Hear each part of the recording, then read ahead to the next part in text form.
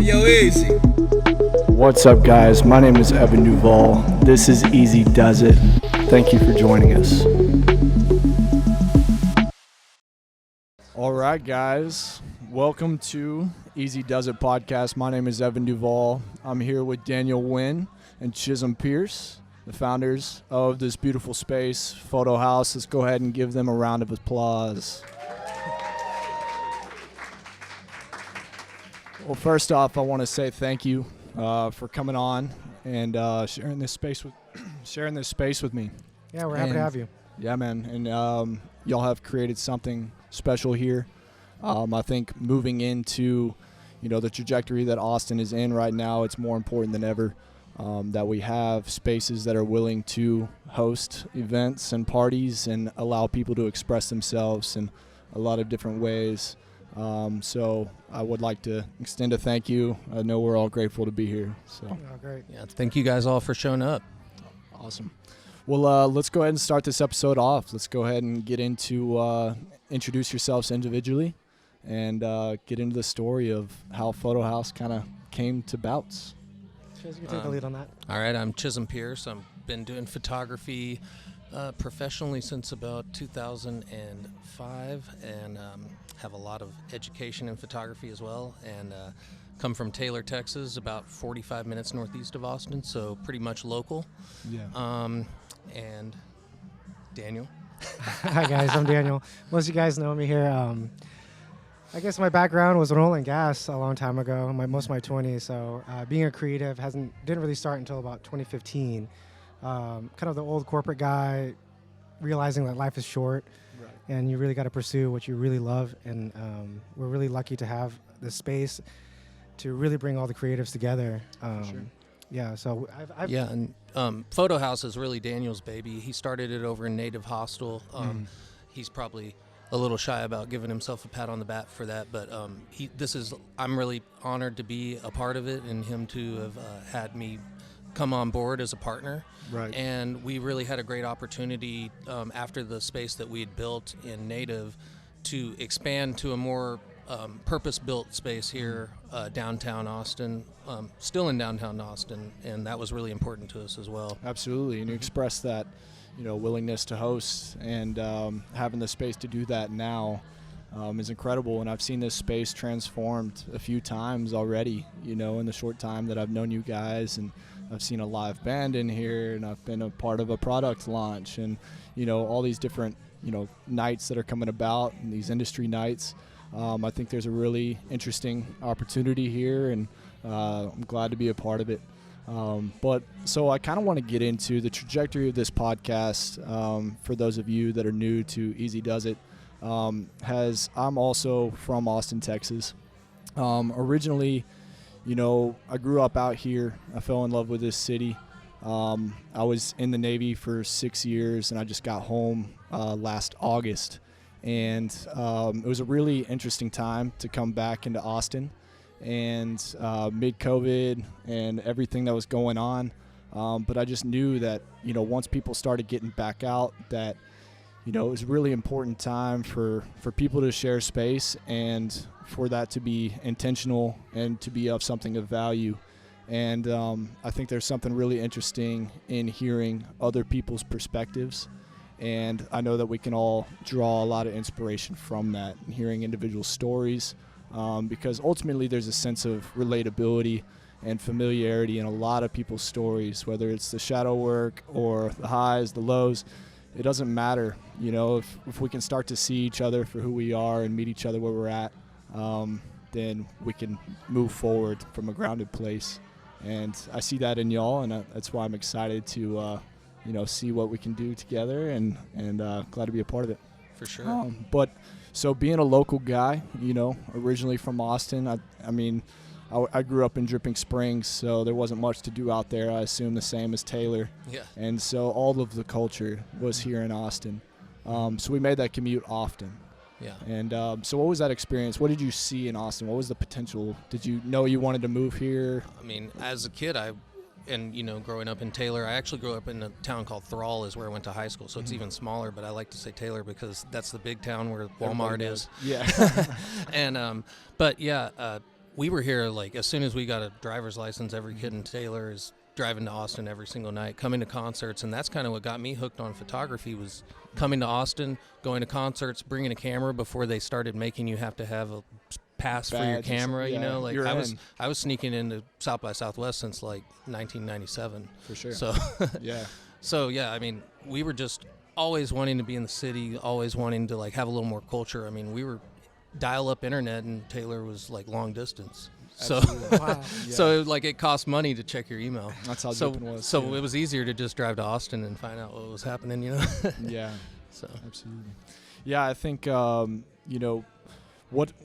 has the city's changed and how much growth that is occurring.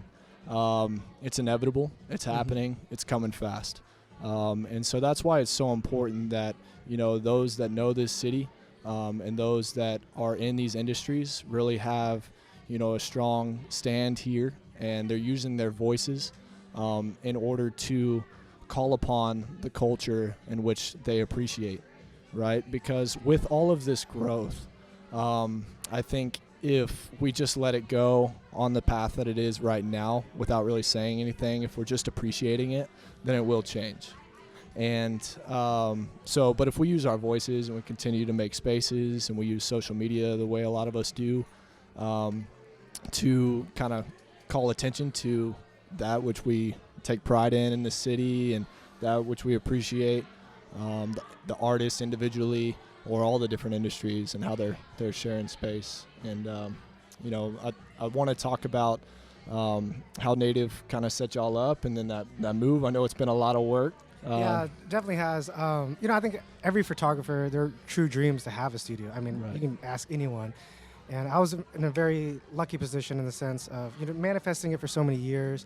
I met up with Antonio. He was a brilliant developer, and he was a great friend of mine. I was a kind of native regular for such a long time. And there's a space across the highway there. I was like, hey, Antonio, come check this out with me. Tell me how much it's going to take to, remodel it. Right. And he starts asking me, questions. What are you trying to do? And, what do you have there? And he asked me, plain and simple, do you need a partner? I said, if it's you, then for sure. Yeah. And then we had a letter of intent on that space, and then we lost it. Then one day, Antonio's like, hey, how about the green room? And back in Native, I was like, what? I've been in there so many times. But then I went there objectively and looked at it. It was like, yeah, it'd be a nice little boutique studio. Mm-hmm. And it was a great place to kind of beta test the studio, to build a brand, to see if we can get the bookings and see, who came in to shoot. Yeah, just needed a space. Yeah, so 18 months there, and then we took down this space in October. Mm-hmm. Brought Chisum in, and he's probably the best partner I could ever ask for because he's a fellow creative too. Absolutely. And it was really important for us to create a very safe environment for people to produce in. With photography, it comes with a lot of negative things as well. And having a safe environment, a professional environment where people can come in, and it yields a sense of, wow, it's pretty professional here. So you better come correct, and put on your best foot forward, if you will.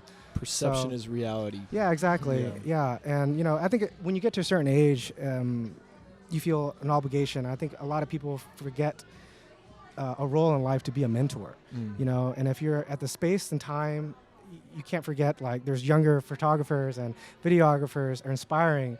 And, I was so broke when I moved to Austin, in 2015, like, I couldn't even dream to play with equipment like this. So if I'm in the position to, then I want to be able to share it with my community, Absolutely. Yeah, I think that's true success in any terms is being able to get yourself to a point where you can share with others, you can teach others. Right. And that's the road worth journeying. If you just get caught up in the grind, and that's not sustainable, and obviously come crashing down sometimes. And I've been there. Oh, yeah. And but I think the path that y'all are on and what y'all are doing with the space is beautiful. There's a lot of powerful people that are being attracted here, and I think there's a lot to be said in all of our various communities that we all do have. A lot of people in this room have platforms, right? And I think there's a sense of responsibility that comes with the message that we're putting out to minds, however impressionable they may be in their own space. We really don't know, but we have access to individuals in their own space and no matter where they are in their life. And I think that, it's important that we put something that's optimistic.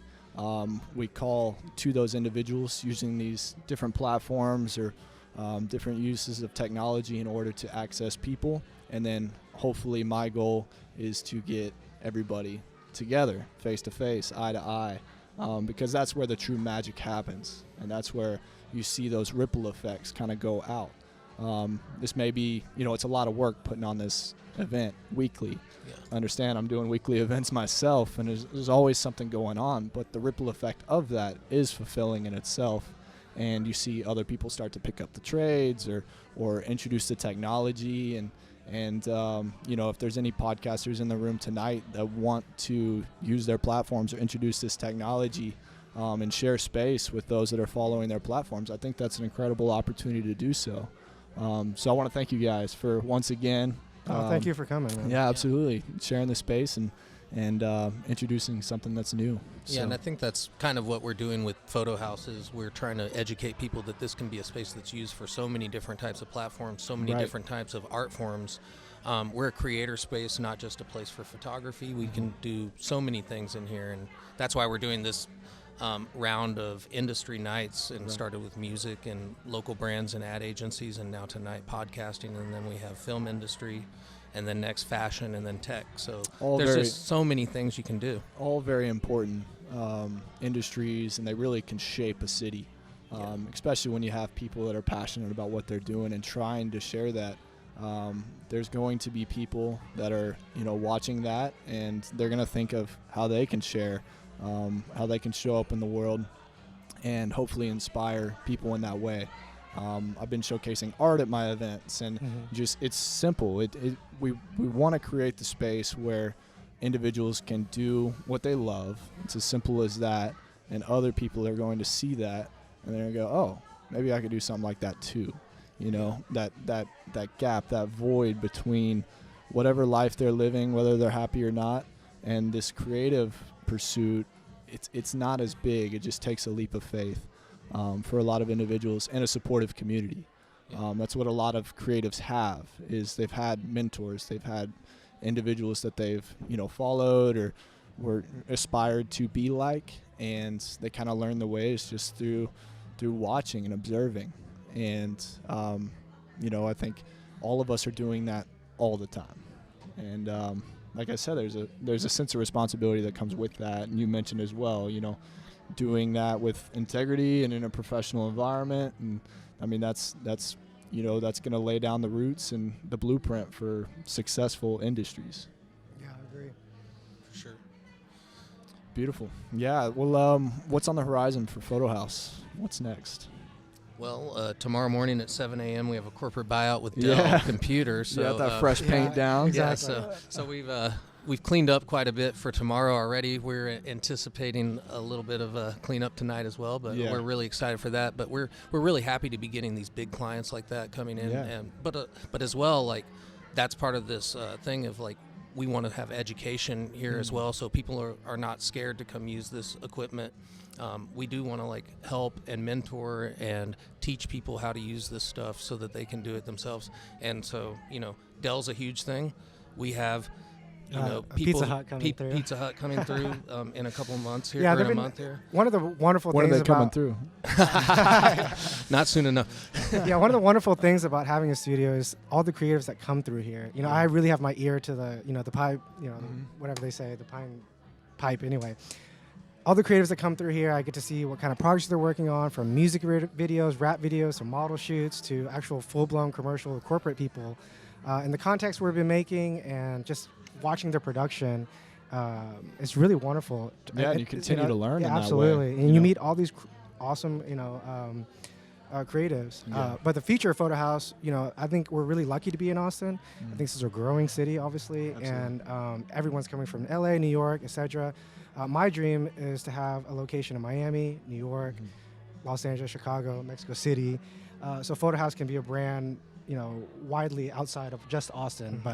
But Antonio always kind of pulls me back. My other partner really just always puts me in check. I'm a bit of the dreamer. It's like, let's get this one done right first. Well, every company and then needs one, exactly, right? and then we'll go to the next market. But we all travel, and the world is getting smaller in a sense. And if we can have a brick and mortar, a safe environment in every location or major market, if you will, I think we'd do great. And to put on for cultural events like this, bringing artists together, celebrating artists like Zach Persons, and as a photographer, I like to celebrate people. Absolutely, truly, and I think that comes with the photography and everything else. So, I want to be able to do that all over the nation and elsewhere. Sure. Well, and what Daniel was saying as well is I don't want to miss a day being here, and I think that's the sense of community we're trying to create. We have a membership program as well, but if you miss a day being here, if Daniel or I aren't here, I hate hearing who he got to meet and I didn't.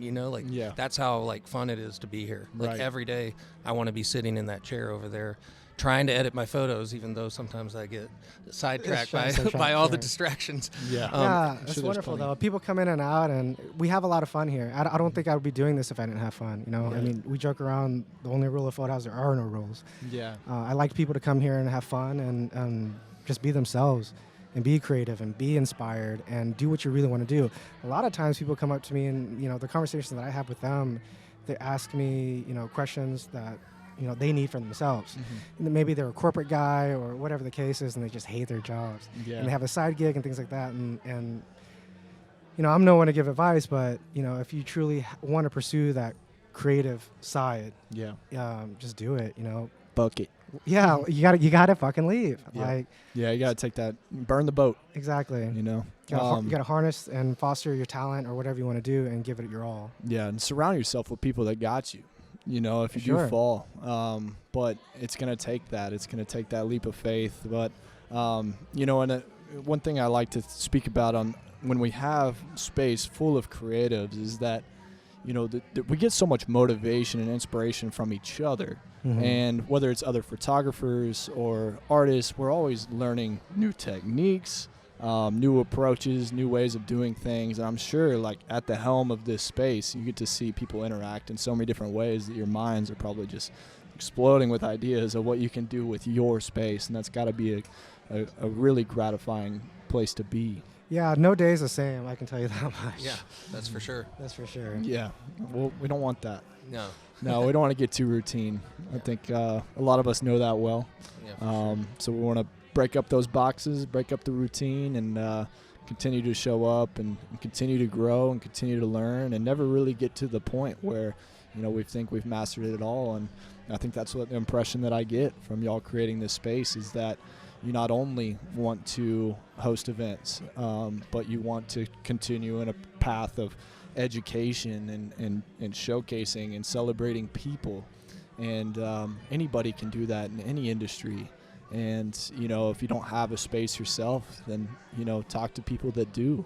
And there's a lot of opportunities for us to help each other out and find ways of celebrating each other and finding things that we can do that are mutually beneficial. Because the only path is up, especially with all this growth right now in this city.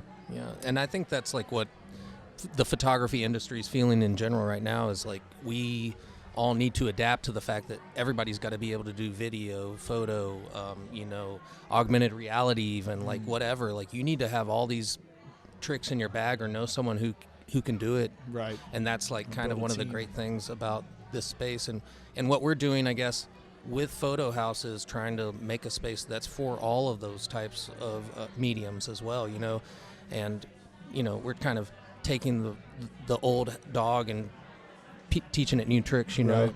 Making it a space that's just so versatile, and that's why we're having these nights is to kind of show all these uses that you could have for this space. Yeah, I think, and all the different types of people that could come in the door, and that's what's so fun. Yeah, in any industry, there's still room for innovation.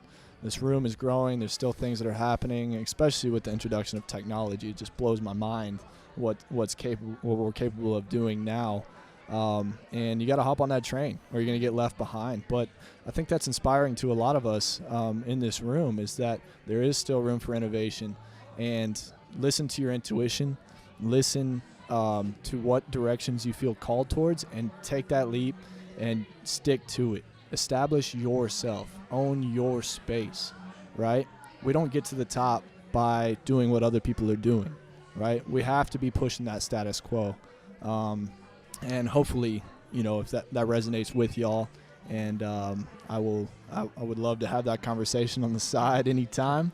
But I think we got a beautiful opportunity here, and thank you guys for having us. I want to thank all of you guys out there who's always supported us since day one. And Absolutely. I mean, let's be honest. If you guys weren't here, then it'd just be us three drinking and smoking. But, yeah, the people are the key to everything. Is like it is. It is. The community is everything. I mean, a lot of people in my industry, they're very competitive, and everyone's competitive. I get it, but I think we can learn a lot more from each other than pushing each other out, or, I mean, everyone fights for the same jobs. I understand that, but there's a way to do it and there's a way not to do it. Right. So, And I think that's what makes Austin special is people's willingness to collaborate.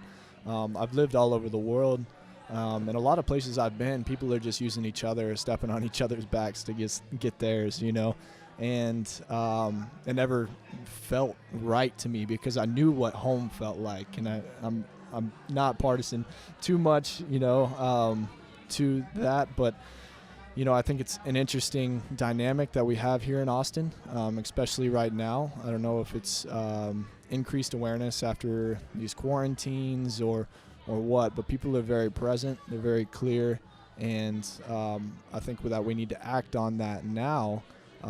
After having that space, instead of just hopping back into our normal lives and getting caught up in that routine again, because we have a tendency to forget. And so if we could continue to show up and remind ourselves of those lessons that we've learned over the last year, and how grateful we are to be back out, for things to be back open, and for people to be smiling and enjoying life. And yeah, the traffic jams might be worse, but that's all right, right? I go out to Zilker and that loop's full, and I can't get mad about it because everybody's out enjoying their lives. And that's the message that I really want to push here tonight and expand on, is that whether you're from here or you just moved here, we need to, I guess it's just the easygoing, Texas way, is just kind of treat people as individuals, always with compassion and kindness first in our hearts.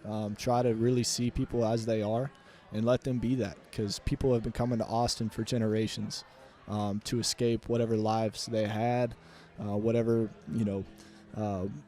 rules they grew up around or whatever. And Austin has been a place, since the 60s and 70s where people came to escape, a more conservative state, and they came to express themselves, and that's what's flourished, and that's what makes Austin Austin. But that will change if we don't do anything and we don't say anything. Most importantly, the latter. Just use your voices. Yeah. So. Well, I'm using my voice today. Absolutely. I'm actually a very shy individual. I don't like to be on camera. I don't like to speak in front of everybody. Man. But this is kind of fun. Yeah. But yeah, I actually moved here in 2015. My plan was only to be here in Austin for 1 year, and that's it. Go back out to Cali with my family and everything else, and I made so many wonderful friends from the get-go. It was really hard to leave, Yeah. And I actually came to Austin at 28 years old, broke, just got a divorce, lost everything in oil and gas. I was like, what am I going to do? So I rented this really awesome place out to 290 Oak Hill, above a garage. And I just took a year sabbatical, just figured out, Daniel, what do you really want to do? I started building vintage motorcycles, completely fell in love with that. And, I called my brother in Chicago, hey, man, will you send me a camera? He had like a bunch of cameras. So he sent me this rinky-dink like crop sensor camera. He sends it to me. All I wanted to do was take photos of my motorcycles that I built. That was it. Yeah. And that gave me so much joy. And then as soon as I turned that to, portraits and people, I saw the reaction on, on their faces and how it made them feel and how it made myself feel. And then and there, it was like epiphany after epiphany. I just knew what I wanted to do. You were in alignment. And I sacrificed everything to do it. Yeah. And we're here now. I don't think it's like we made it by any means. I think after the manifestation, the dreaming, the actualization, now the real work starts. And that's really exciting. Because you get something, how are you going to keep it? How are you going to grow it? That's truly when the real nitty-gritty work starts. Yeah. So we're in a really wonderful place right now. Exciting time. Yeah, I think there's this illusion that just when you're in alignment and you find your path, that it's easy, and it's not. There's often more work than ever for you to take that step and really know that you got yourself and be strong in your roots in that way. But that's where all the power happens, right? When you really need something to work and you believe in yourself, that's where you really start to trust your instincts and you can really dial that in. And for me, if I've ever felt out of alignment, it's been quite a painful process, whether it's the relationships I'm having or physically, the world and my body's always trying to tell me something. And I try to listen as often as possible. But I think if we put ourselves, in lines of work where we're able to listen in positions where, you can listen to that instinct, and obviously it's worked out for you. And I can see that, there's not as much weight on your shoulder as it would have been if you're still working that corporate job, I assume. Sure. And it very easily could have gone that direction. Yeah, it definitely makes it easier with wonderful partners like Antonio and Colt and Chisum, who bring so many ideas to the table and put in the time and the work. We're all really passionate people, and we're doing this because we love it. It gives us the quality of life that we want in our lives. Yeah. So I'm definitely lucky. Yeah, and it's not easy, but it's just so much more rewarding than it is hard.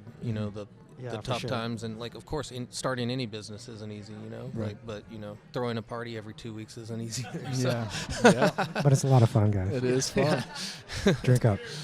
Yeah, I think there's a lot to be said for that. I think with the partner thing is definitely sticking with me, because I think that a lot of us use social media. We see social media. We see these platforms, and everybody shows up on top of their shit all the time, right? And until you share a space with a partner or you co-work in a space, you understand that there's a lot that happens behind it.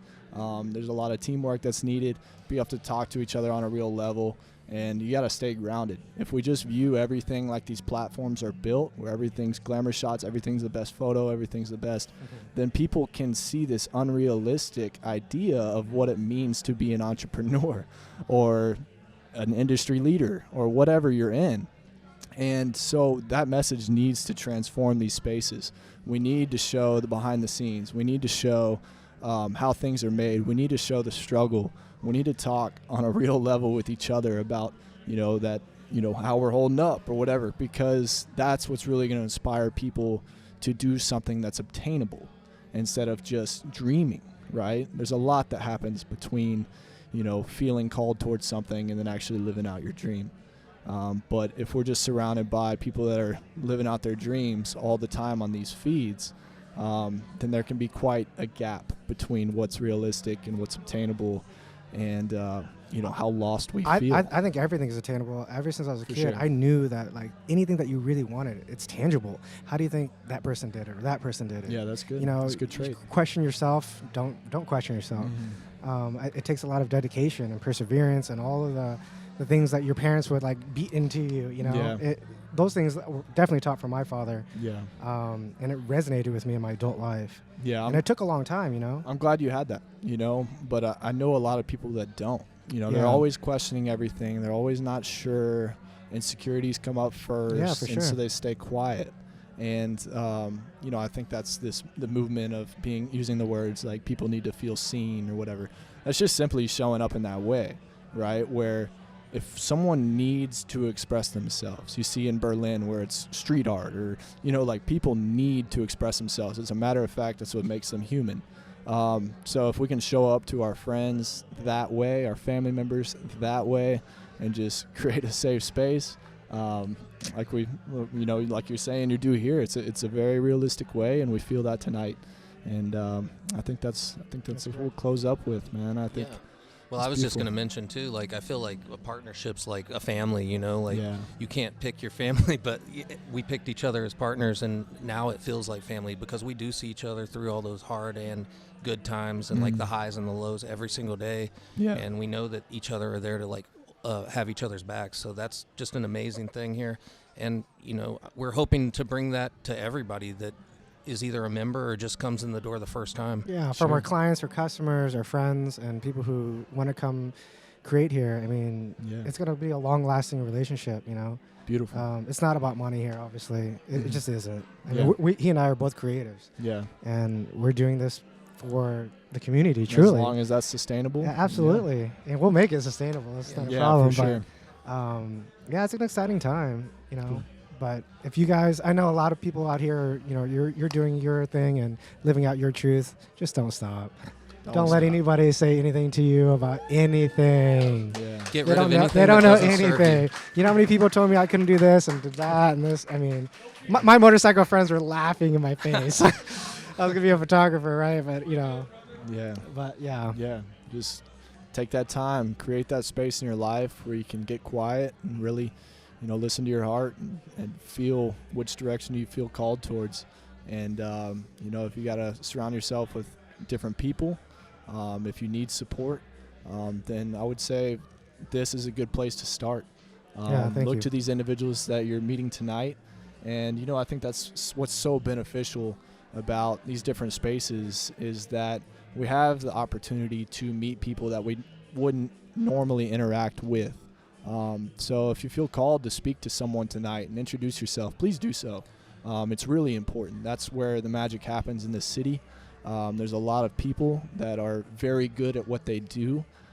People are passionate about what they do here, and they're willing to collaborate. So if we can all, have that attitude and extend our hand to those that are moving here, those that are new to this city, then I think this is only going to grow because that is something that can be felt. And we're all here tonight feeling that right now, and that's where this ripple effect needs to come from. You need to familiarize yourself with what this feels like and take that to the streets.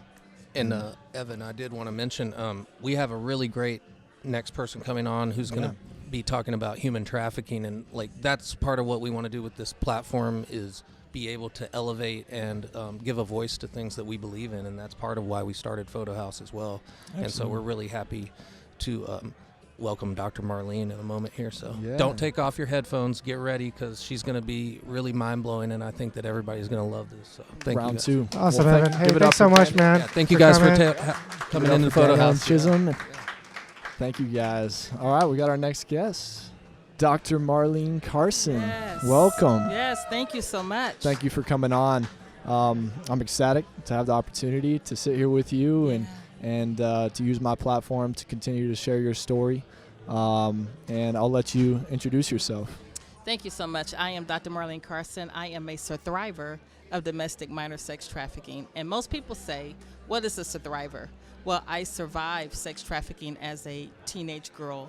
I was kidnapped when I was 15 years old, a virgin girl, raised in church, 2-parent household, youngest of 5 siblings, and it still happened.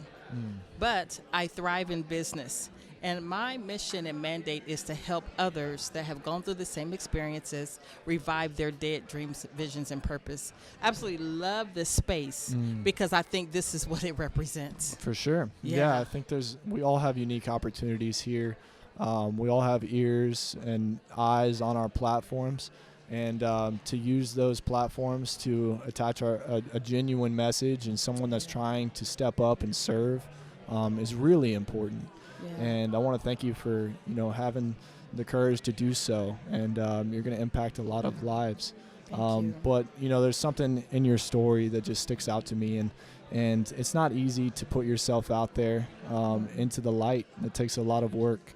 But you know that once you step up and serve in that way, that you will impact lives. And today that's more attainable than ever. It is. It wasn't. It's been a journey. I'm sure. It's definitely been a journey to go from a life of exploitation to a certain level of healing and wholeness. And even what you were saying with Daniel and Chisum, it's like not having support systems and not being confident to know that you can do and step out and help someone else's life, especially after you've gone through things like this.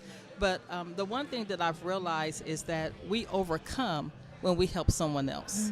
And that has been my greatest, I would say, message is when you have gone through things like this, help somebody else, because when you put yourself second and help someone else get their life back or help someone get to their destiny or fulfill their dreams, there's so much joy in that it makes you feel like you can do it for yourself.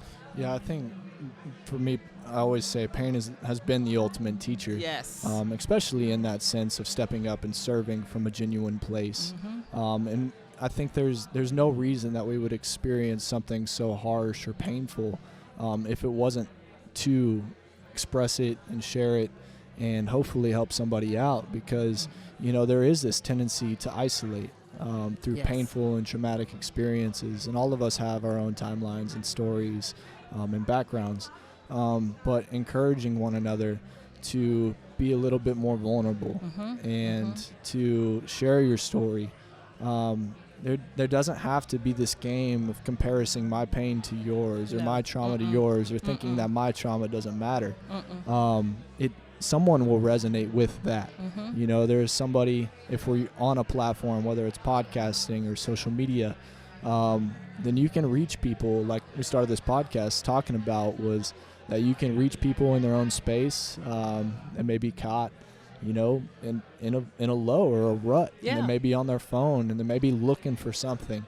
And the more of us that can step up with a genuine message and serve each other in that way and just share our perspective, powerful. That's where the beauty happens. You know what I like to say to the creatives that are in the room? Yes. I want to ask you all a question. Just think about this for a minute. What if you can create what you love to fight what you hate? Most of us hate the fact that sex trafficking even exists. But when I think about being in a room of creatives like this, there are certain things we as directors of organizations and housing organizations that fight sex trafficking, can I just be honest with you all? I'm old, okay? So this technology, my grandkids would think I was the coolest one in the room tonight. You are. Just for being in here with you. No, you all make me the coolest one in the room, trust me. Yeah, and so, but when I think about it, there's technology, there are things, the internet and websites and all that stuff that you all create, some of us don't even know how to do.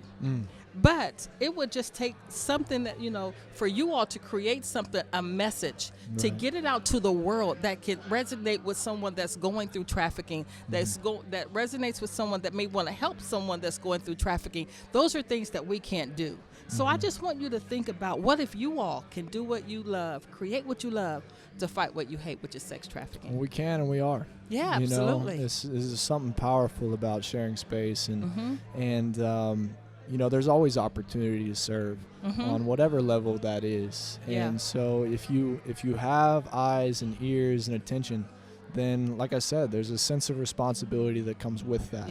If your followers are just going up and you're just getting all giddy about that, like, ask yourself, what can I do with this? How can I show up?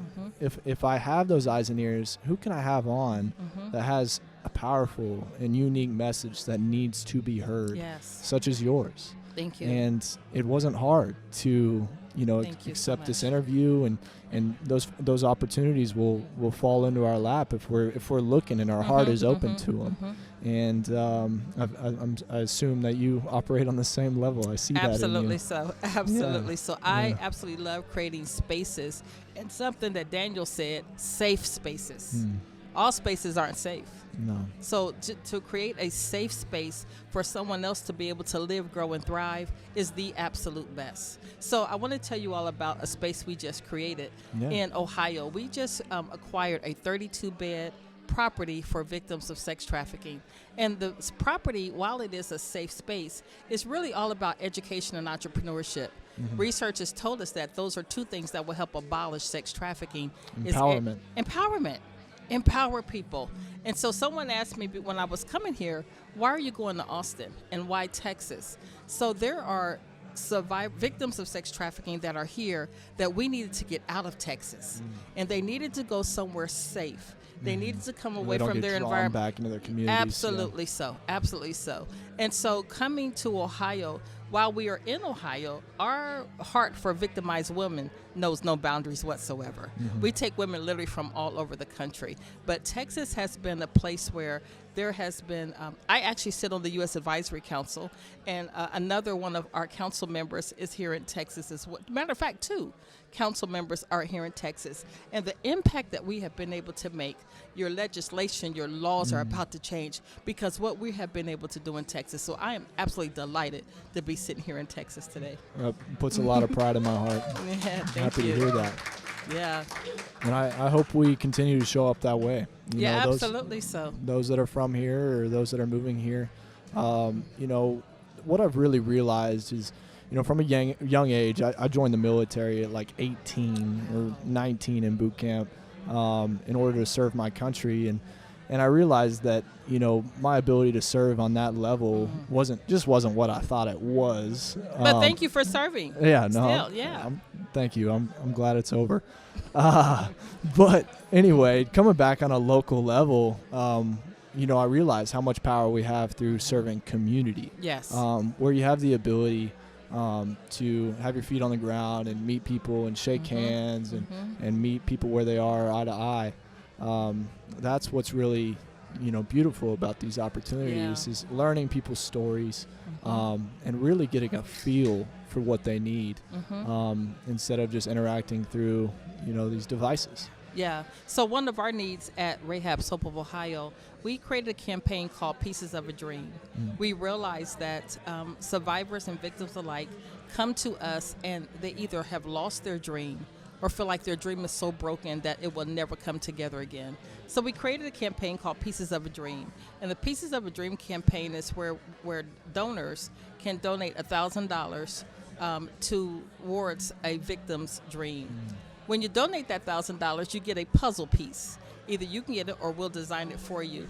And on the wall of our facility will be your name, your company name, or but a quote. It could be a quote, actually, because some people did do a quote. And so if you want more information, you can see that young man that's holding up the Pieces of a Dream campaign. And the other thing, for those who don't have $1,000 or want to collaborate, which we love collaborations, you can do a virtual fundraiser. Ask 10 people to come together, donate $100. Yeah. You still get the same puzzle piece, but the phenomenal part about that is you also get to sit with a survivor of sex trafficking, and she will share her dream. When you hear, like you said, this one-on-one, and when you hear the heart, I don't want to bring this down, but I want to tell you a story. Sure. There is a survivor in our facility right now. She's 30 years old. She's been trafficked since she was 14.